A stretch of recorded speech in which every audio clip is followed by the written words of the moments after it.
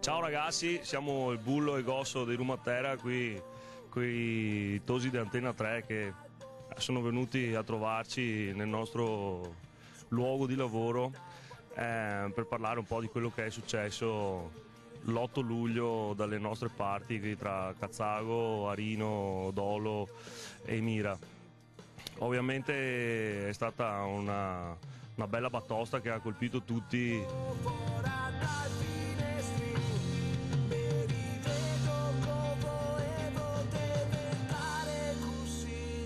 Noi dal canto nostro stiamo preparando un'iniziativa, vero? Sì, ovviamente ci sono state tante richieste, ci sono tante persone che stanno mettendo in moto.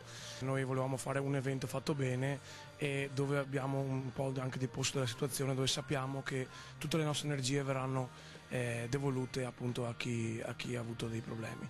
Quindi ci stiamo organizzando insieme alle amministrazioni per fare un evento anche con le associazioni, uno solo e bello, grande, insomma, in modo di unire le forze e cercare di fare tutto al meglio.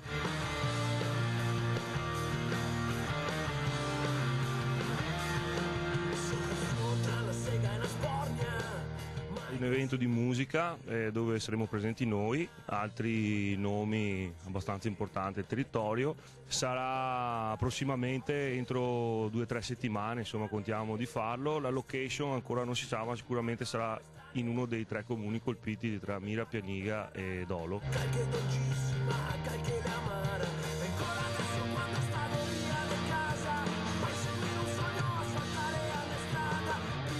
Restate sintonizzati, appena sapremo qualcosa di più preciso sicuramente verrete a saperlo perché lo divulgheremo con qualsiasi mezzo.